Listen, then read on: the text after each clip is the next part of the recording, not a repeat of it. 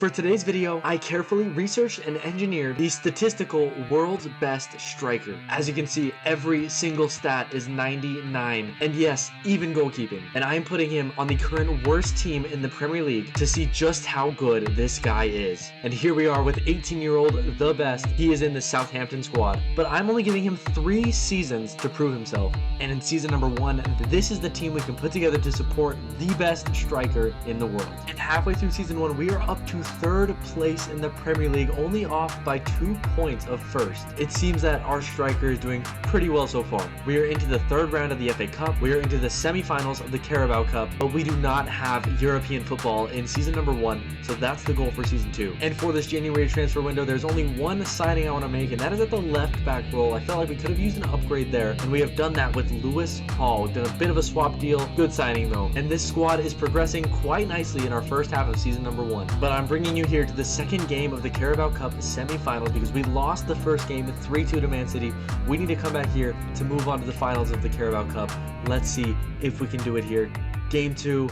We lose again, we are not moving on to the finals. And at the end of season 1, the difference has been made. We end up winning the league in what seems to be a very close season. 81 points to Arsenal's 80. 81 points to Arsenal's 80. We clinched the league title. But Chelsea went on to win the FA Cup, and Manchester City went on to win the Carabao Cup. Manchester City also won the Champions League. Manchester United won the Europa League, and Fiorentina won the Conference League. But the best striker delivered 37 goals and 10 assists in his first season in the Premier League. Carlos Alcaraz as well, plus 9 from when we took over this team. 19 goals and 6 assists is insane for him. Curtis Jones and Conor Gallagher were tidy additions to that midfield, and I'm very happy with this team. I'm more happy with how good this striker has done. And with winning the Premier League and moving into the Champions League, we've been given a hefty budget this year, so we're gonna have to make some changes to get this striker the best support possible. And we're making a massive signing here at the center back role. We need someone who's gonna hold down the fort and also distribute up towards the front of the pitch,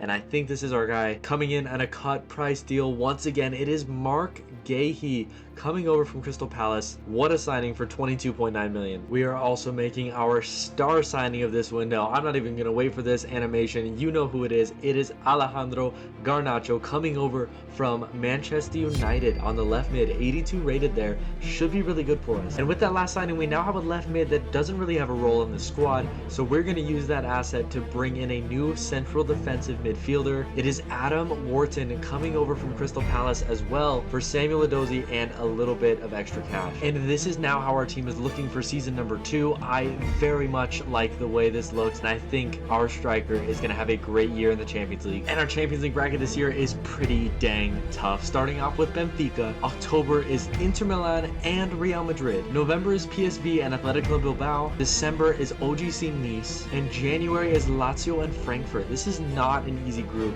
This is going to be tough. We are here just over halfway into the season, and while we're only in 5th place, we are not that far from top 4 Champions League qualification. It looks like we beat Chelsea on penalties to win the FA Community Shield. We are into round 4 of the FA Cup. We have been knocked out of the Carabao Cup, and we placed 14th in our first ever Champions League, taking us into a playoff game against Real Madrid. All right, game 1 here in the playoff qualifications. Let's see if we can go into the next round quick and easy. We are down 2-1 in game 1. We're going to need a comeback to make it to the round of 16. 2-1 down, it is definitely possible. Let's see if we can do it against Real Madrid.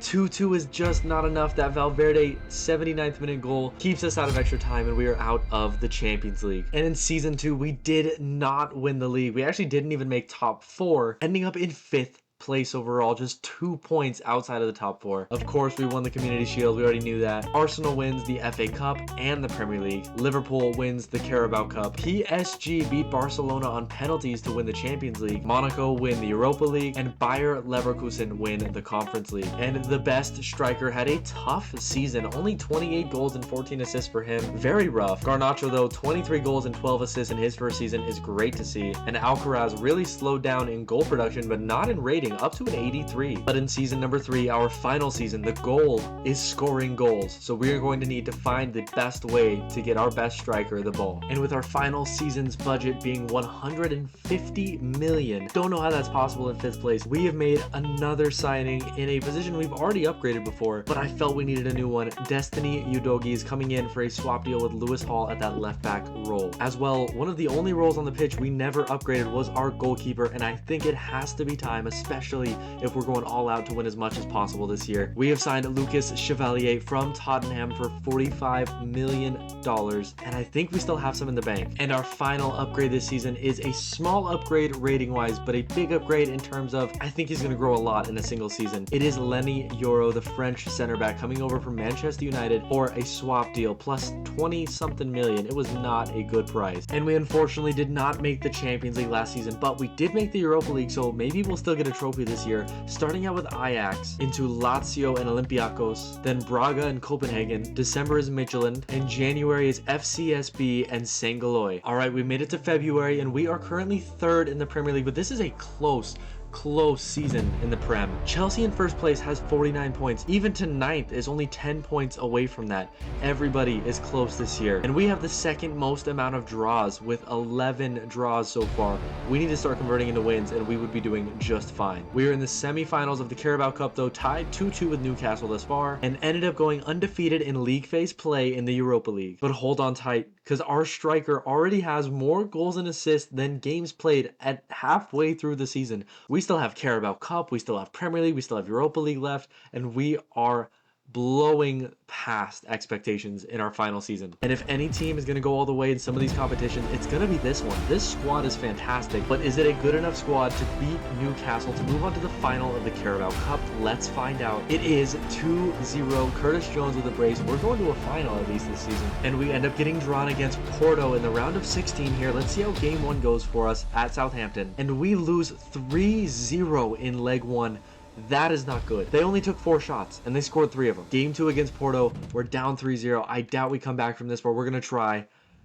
It's a 1-1 draw. The best did get a goal, but that's okay. We are not moving on in the next round of the Europa League. And so one of our final chances at a trophy this season comes down to this. The final at Wembley against Liverpool for the Carabao Cup. Like I said, this team is good. Is it good enough to beat Liverpool in the Cup final? Let's find out. 3-1, Garnacho with a goal, Alcaraz with a goal, and of course, the best striker in the 112th minute wins it for us. That's a piece of silverware every season with this striker. And while we don't win the Premier League, we were so close there. We had 15 draws in total, not as many as Tottenham down there with 17, but we were only 1 goal difference away from drawing Chelsea and only 2 goal difference from just winning the whole thing. That is insane. 2nd place it is though for us, and Man United won the FA Cup. We won the Carabao Cup. Let's get it. Barcelona beat Dortmund in the Champions League final 5-0, and Sevilla go on to win the Europa League. But our striker, the best striker in the world, went on to get 53 goals and assists, 53 goal contributions in 55 games, 99 rated at 21 years old is also insane, but 34 goals and 19 assists for him this season. What a career this guy's had in the short time he's had. And in his time at the club, the best striker, our 99 rated striker, played 158 games and scored 99 goals, just shy of 100 goals, 58 assists as well, totaling 142 goals and assists in 158 games. That is a crazy return for 3 seasons. And I almost forgot to mention the Premier League trophy, the Community Shield, and a Carabao Cup to finish it off. Guys, thank you so much for watching. Let me know if you want to see this player on any other teams, rebuilds, whatever you want to see. Let me know in the comments. Keep an eye out for more Manager Career Mode videos coming your way, and make sure you like and subscribe if you haven't already. That being said, guys, thank you so much for watching, and I'll see you next time. Peace.